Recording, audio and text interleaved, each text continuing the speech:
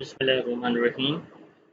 मेरा नाम मोहम्मद इरफान है और मेरा टॉपिक है ट्रॉम प्रोजेक्ट का shopping mall data analysis by using Hadoop map reduce application. Cloud computing की एक एप्लीकेशन है और हम इसको जो है शॉपिंग मॉल का एक डाटा सेट है हमारे पास और उसको हम बेसिकली एनालाइज करेंगे हडूप मैप रिड्यूस एप्लीकेशन के थ्रू। वैसे तो हम एक नॉर्मल जो मशीन है उसके थ्रू भी डाटा सेट को एग्जीक्यूट कर सकते हैं, लेकिन वो चूँकि काफ़ी ज़्यादा टाइम लेता है तो हम क्लाउड कंप्यूटिंग को यूज़ करते हुए specially the Hadoop map reduce application को इस्तेमाल करते हुए देखेंगे कि उसी डाटा सेट को जब हम यूटिलाइज़ करते हैं मैपरेड्यूस के अंदर तो हमारा जो टाइम है वो काफ़ी ज़्यादा कम हो जाता है। तो इसके लिए जो है हम इस एप्लीकेशन को यूज़ करेंगे। सबसे पहले जो चीज़ है वो है cloud computing and it's purpose. Cloud computing is the on-demand availability of computer system resources, especially data storage and computing power without direct active management by the user। तो क्लाउड कंप्यूटिंग के अंदर जो हम सर्विसेज ले सकते हैं उसमें infrastructure as a service, platform as a service, software as a service, test development environment हमें इसमें मिल जाती है। बिग डाटा एनालिटिक्स को हम इसमें प्रोसेस कर सकते हैं। क्लाउड स्टोरेज हमें मिल जाती है और डिज़ास्टर रिकवरी और डाटा बैकअप, ये दोनों जो हैं वो बड़ी ही अहम इसकी प्रॉपर्टीज़ हैं क्लाउड कंप्यूटिंग की। हडूप बेसिकली क्या है? It is an open source software framework of storing data and running application on clusters of commodity hardware. It provides massive storage for any kind of data, enormous processing power, and the ability to handle virtually limitless concurrent tasks or jobs. तो Hadoop के अंदर basically जिस तरह से काम एक network होता है, जब हम कुछ डिवाइसेस या नोड्स को आपस में कनेक्ट कर देते हैं तो वो बेसिकली एक नेटवर्क बन जाता है। तो हडूप के केस में भी बिल्कुल ऐसे ही उस नेटवर्क को हम बेसिकली क्लस्टर कह सकते हैं। तो उस क्लस्टर के ऊपर हम एक एप्लीकेशन या एक open source software Hadoop install करते हैं। हडूप के अंदर एक हम जो सिस्टम है उसको हम मास्टर बना लेते हैं और जो बाकी होते हैं उनको स्लेव बना लेते हैं।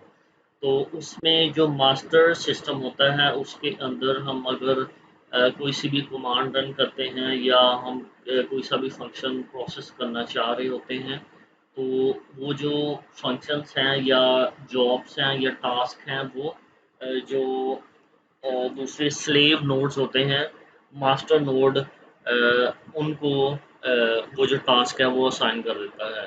तो इसमें होता ये है कि जो स्लेव्स हैं वो अपना अपना प्रोसेस करते रहते हैं इन पैरेलल फॉर्म और एट द एंड जो आउटपुट होती है उसको दोबारा से कंपाइल कर दिया जाता है।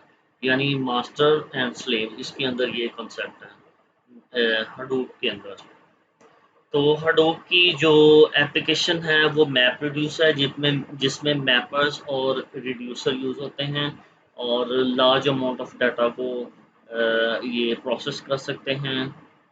इसको हम प्रोग्रामिंग मॉडल कह सकते हैं जिसमें लार्ज डाटा सेट्स जो है उनको प्रोसेस किया जा सकता है। और इसके अंदर जो मेमोरी है वो डिस्ट्रीब्यूटेड फॉर्म में होती है क्योंकि डिस्ट्रीब्यूटेड फॉर्म में ये कि जो मास्टर है वो हर एक को जो डाटा है वो डिस्ट्रीब्यूट कर देता है और जो प्रोसेसिंग है वो हर एक नोड ने अपनी करनी होती है, स्लेव नोड ने। तो ये जो है पैरेलल बेसिकली ये प्रोसेसिंग चलती है और इसके दो प्राइमरी टास्क होते हैं मैप रिड्यूस के, एक map and second is the reduce.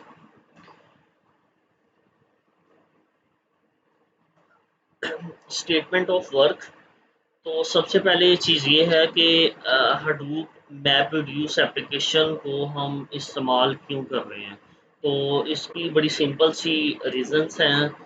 इसमें सबसे पहले तो डाटा प्रोसेसिंग बहुत हाई होती है, अगर बहुत ही बड़े क्लस्टर्स हैं उसमें भी डाटा प्रोसेसिंग बहुत ही अच्छी होती है और इसमें डाटा डिस्ट्रीब्यूटेड फॉर्म में स्टोर होगा।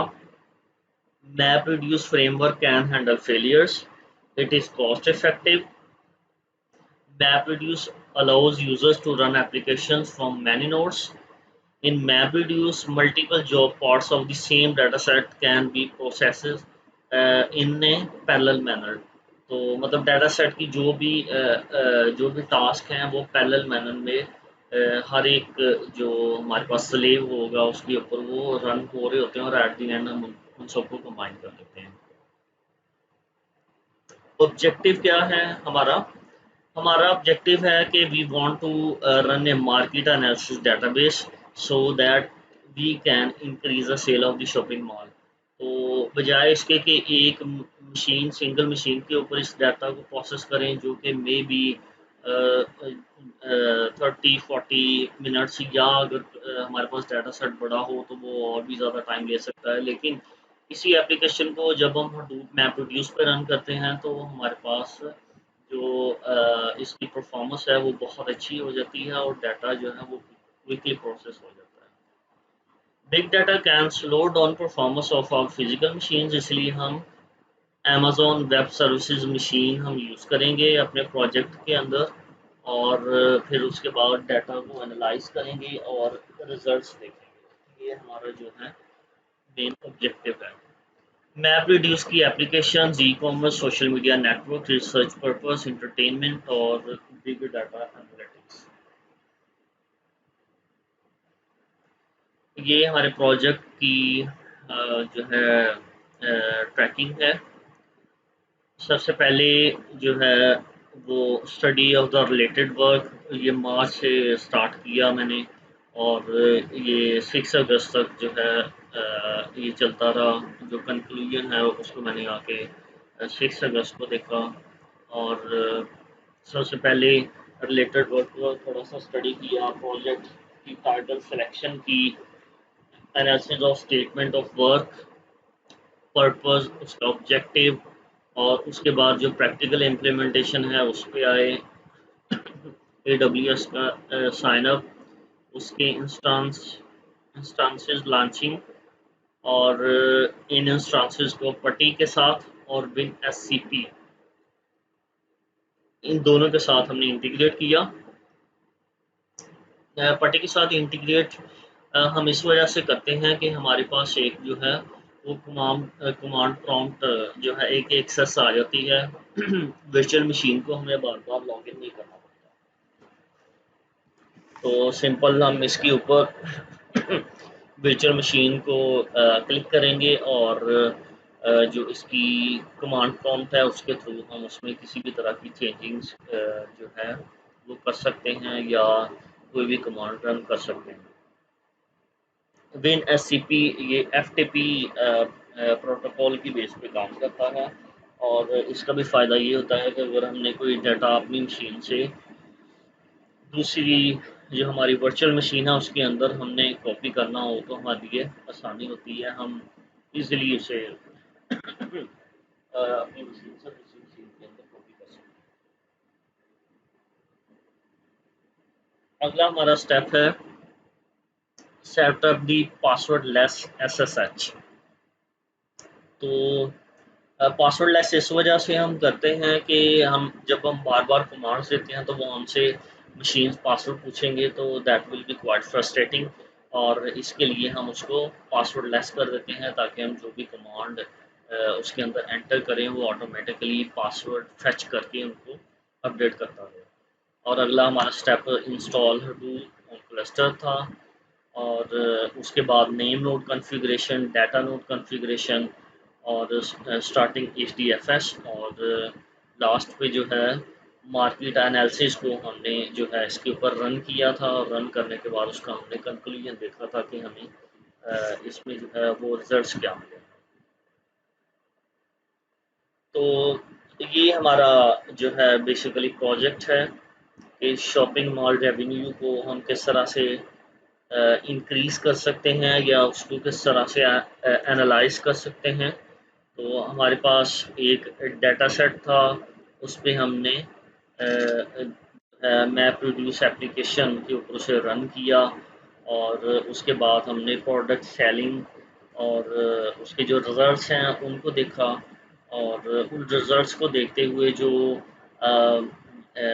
शॉपिंग मॉल अथॉरिटीज़ हैं वो अपने रेवेन्यू को इंक्रीज़ करने के लिए वो काफ़ी स्टेप्स ले सकते हैं। उसको हम एंड पे डिस्कस करेंगे कि वो उनके पास कौन-कौन सी ऑप्शंस हो सकती हैं कि उनका रेवेन्यू इंक्रीज़ हो जाए। तो सबसे पहला जो स्टेप है इसमें वो AWS साइन अप का था और इसमें हमने EC2 जो है उसको हमने यूज़ किया। इसके लिए क्रेडिट कार्ड इंफॉर्मेशन वगैरह देनी पड़ती है और सिंपल सा इसका प्रोसेस है। लेकिन ये जो है 24 टू 48 आवर्स लेते हैं साइन अप प्रॉपर होने के लिए। और जब साइन अप हो जाता है तो आपके पास ये इस तरह का इंटरफेस ओपन होता है जिसमें बिलिंग सपोर्ट और नीचे देखें launch a virtual machine with EC2 build a web app. तो इसके अंदर जो है EC2 को हमने बेसिकली यूज़ किया था। EC2 को जब हम यूज़ करते हैं तो कुछ इंटरफेस इस तरह का आता है और इसमें आप देख सकते हैं कि जो लेफ़्ट साइड है इसमें इंस्टेंसेस हैं। इस पे हम जब हम क्लिक करेंगे तो लॉन्च इंस्टेंसेस हम कर सकते हैं और इसमें हम name node, data node, name node जो है ये एक मास्टर हमने वर्चुअल मशीन बनाई, उसको नेम नोड का नाम दिया और जो हमारे पास स्लेव्स मशीन्स हैं वो डाटा नोड 1 2 3 ये जो वर्चुअल मशीन्स हैं ये यूबंटू में हैं। तो यूबंटू को यूज़ करते हुए हम अपने डाटा को एनालिसिस करेंगे।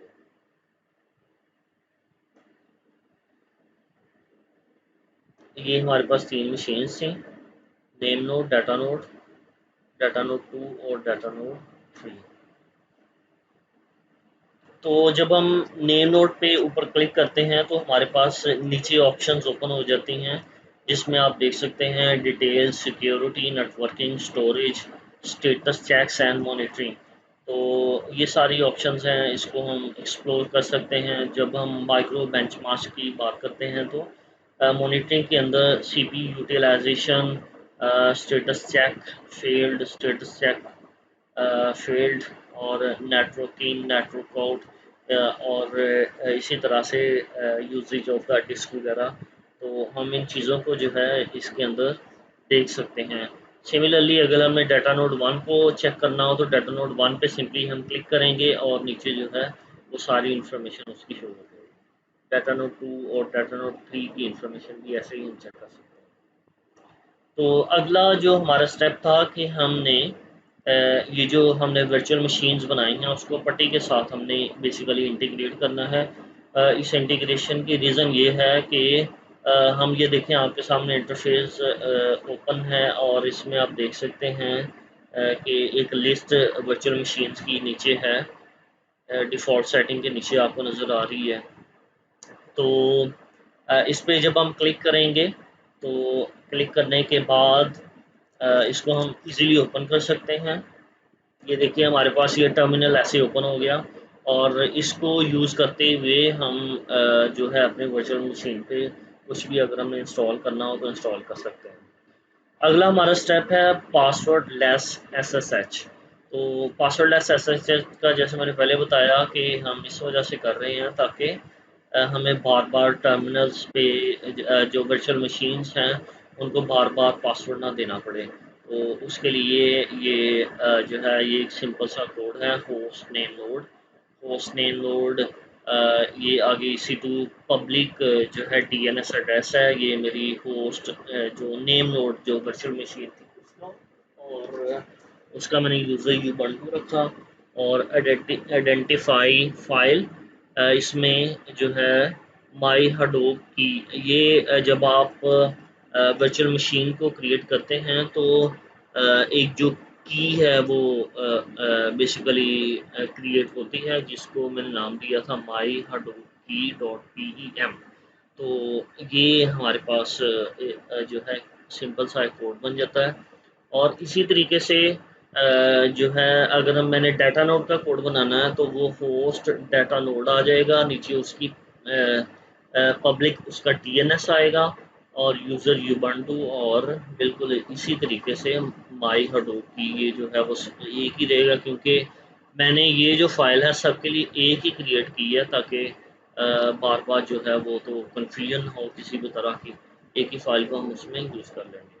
तो ये जो है सारा कोड एक बन जाएगा होस्ट नेम नोड, और उसके बाद डाटा नोड 1, डाटा नोड 2 और डाटा नोड 3, उसका जो कोड क्रिएट होगा उसके कोड को हम जो सारी की सारी वर्चुअल मशीन्स हैं उसमें होम, यूबंटू और एसएसएच के फ़ोल्डर के अंदर रख देंगे। तो उसके बाद ये होगा कि हमारे पास पासवर्डलेस एसएसएच जो है वो क्रिएट हो जाएगा। अगला जो स्टेप है थोड़ा-सा डिफ़िकल्ट है और इसमें लॉट ऑफ कमांड्स हैं, उनको हमने बड़े ध्यान से जो है यूज़ करना है ताकि हमारे पास हडूप इंस्टॉल हो सके।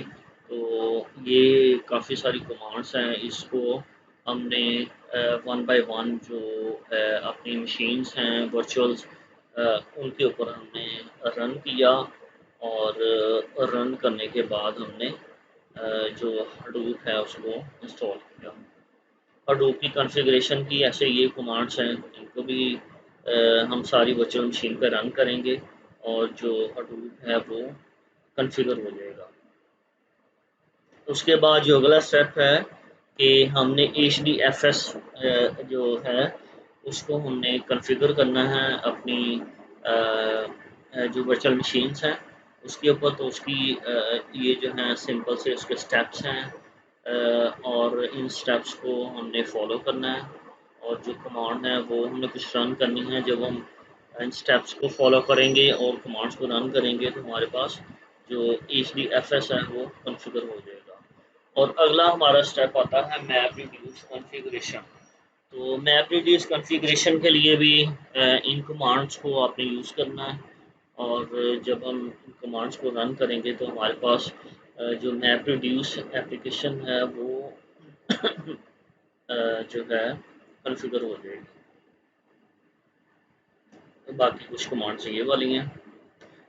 और अगला जो सबसे अहम स्टेप है कि हमने सबसे पहले तो वर्चुअल मशीन्स क्रिएट की, उन वर्चुअल मशीन्स के ऊपर जो है हडूप इंस्टॉल किया, और उसके बाद हमने मैप रिड्यूस एप्लीकेशन उसके ऊपर इंस्टॉल की।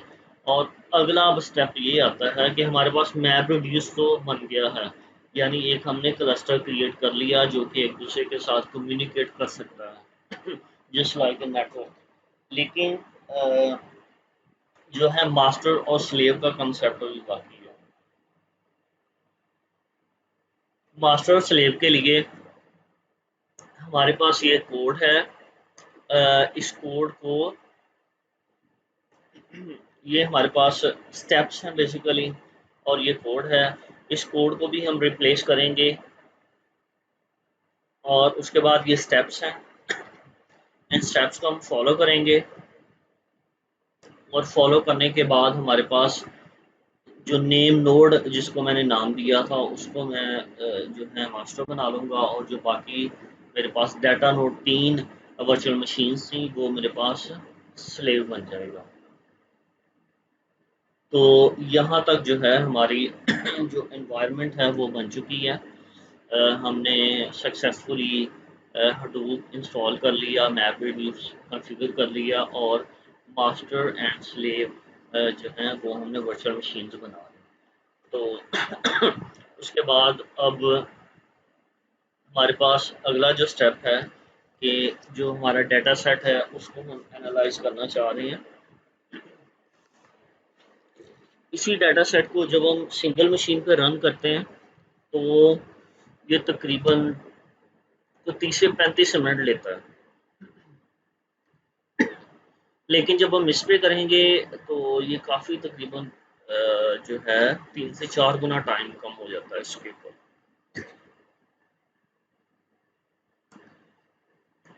अच्छा जी, ये हमारे पास डेटा सेट है। इसमें लेफ्ट साइड पे हमारे पास आईडी है,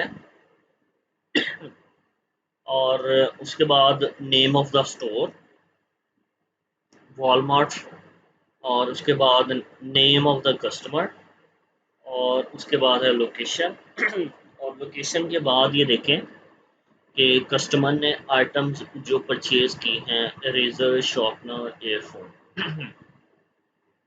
तो बेसिकली हर एक कस्टमर है उसने ये चीज़ें परचेज की हैं। अब हम इसको एनालाइज करना चाह रहे हैं कि कौन सी ऐसी चीज़ें हैं जो कि कस्टमर्स इकट्ठी परचेज कर रहे हैं।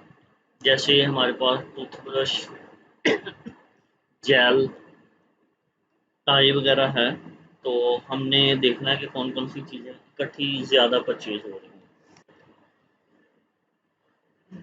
इसका मैपर कोड ये है, हम इस मैपर कोड को यूज़ करेंगे। और सिमिलरली ये रिड्यूसर कोड है, उस रिड्यूसर कोड को, मैपर एंड रिड्यूसर को हम यूज़ करेंगे। और जब हम रन करते हैं अपने डाटा सेट को, जब हम रन करते हैं तो देखें, tie shoes 13, shirt pant 12, tie pant 10, यानी कि ये वो चीज़ें हैं जो कि इकट्ठी जो हैं वो परचेज हो रही हैं। जैसे हमारे पास टाई और शूज़ 13 टाइम्स ये जो है ये परचेज हुए, और शर्ट पैंट जो है वो 12 टाइम हमारे पास परचेज हुए। तो on the basis of this data हम ये एनालाइज कर सकते हैं कि हमने अपने जो शॉपिंग मॉल का रेवेन्यू है उसको किस तरह से इंक्रीज़ करना है।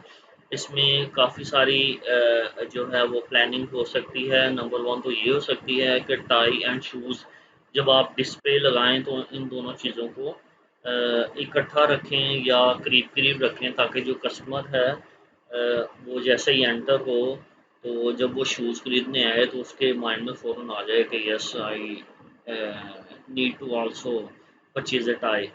और इसी तरह से शर्ट और पैंट, ये इनको इकट्ठा हम रख सकते हैं। और दूसरा, हम ये इन चीज़ों को एक तो इकट्ठा रख सकते हैं, दूसरे नंबर पे हम ये कर सकते हैं कि ये जो चीज़ें हैं इनके अंदर हम मज़ीद कुछ वैरायटी पैदा करें, क्योंकि हमें ये पता है कि ये हमारी चीज़ें जो हैं वो ज़्यादा सेल हो रही हैं, और सेल को हम मज़ीद बढ़ा सकते हैं इस डेटा सेट को यूज़ करते हुए। तो ये एक बिग डाटा था, और बिग डाटा को आम मशीन पे रन करना थोड़ा सा डिफ़िकल्ट है, लेकिन जब हम मैप जिस एप्लीकेशन को यूज़ करेंगे तो वो हमारे लिए जो है काफ़ी आसानी हो जाएगी। अब ये हमारे पास कुछ चीज़ें हैं, जैसे हम देख सकते हैं कि वन वाली काफ़ी सारी हैं। क्रीम ब्रेड की अगर हम बात करें, तो क्रीम एंड ब्रेड ये सिर्फ एक कस्टमर है जिसने ये दोनों चीज़ें इकट्ठी खरीदी हैं।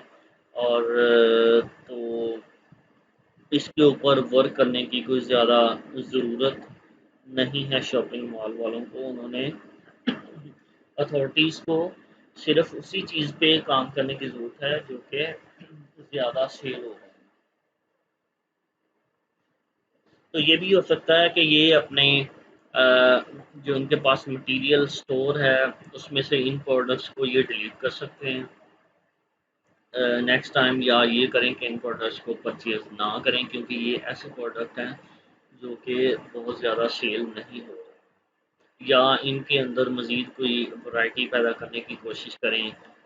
इस पे थोड़ा सा सर्वे करें कि जो कस्टमर है वो क्रीम एंड ब्रेड या वन वाली जितनी भी चीज़ें हैं उसके अंदर ज़्यादा इंटरेस्टेड क्यों नहीं है। तो वहाँ से जो रीजनिंग है उससे भी रेवेन्यू का इंक्रीज किया जा सकता है।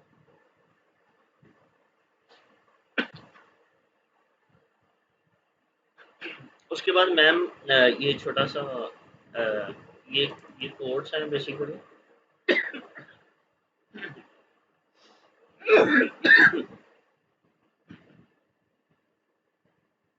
सॉरी मैम, मेरा गला ख़राब है।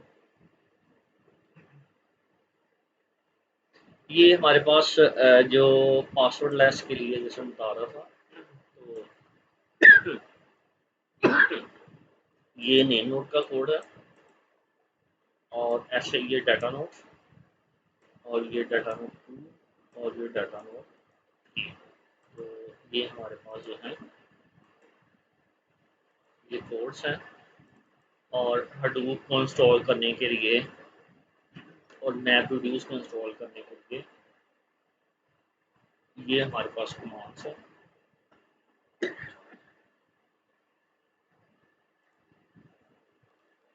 और इसी तरीके से मास्टर स्लेव कॉन्फ़िगरेशन की ये कमांड्स हैं सारी। और ये मेरी जो है वो डेमो वीडियो, ये मैंने इंस्टेंसेस क्रिएट किए और जब मैं इनके माइक्रो बेंचमार्क्स को स्टडी करना चाह रहा हूँ, अगर मैं लॉन्च इंस्टेंस पे क्लिक करूँ तो ये मेरे पास जो है एक पेज ओपन हो जाएगा। इसके ऊपर हम देख सकते हैं कि ये सारी वर्चुअल मशीन्स हैं, आप किसी को भी यूज़ कर सकते हैं। फ्री पे क्लिक करें तो ये फ्री वाली आ जाती है और इसमें से आप ubuntu, Microsoft Windows, Amazon Linux, AMI जो भी आप यूज़ करना चाहें यूज़ कर सकते हैं। और जब मैं नेम नोड की बात करूँ, नेम नोड पे मैंने क्लिक किया तो ये देखें नीचे उसकी सारी जो है वो डिटेल आ गई है। Public IP for, private IP for, BPC ID, subnet और ये मशीन की जो है वो डिटेल थी सारी। ऐसे security, networking, public IP, private IP, BPC ID, तो यहाँ से इंफॉर्मेशन आ जाती है। ऐसे स्टोरेज की इंफॉर्मेशन और स्टोरेज के बाद हमारे पास मॉनिटरिंग की इंफॉर्मेशन है। मॉनिटरिंग में हम देख सकते हैं कि CP utilization, network in, network out, network packets out, discrete operation, तो ये जो है हम इससे स्टडी कर सकते हैं, एनालाइज बेसिकली कर सकते हैं। और ऐसे ही डाटा नोड 1, डाटा नोड 2 और डाटा नोड 3 के लिए भी हम ऐसे कर सकते हैं।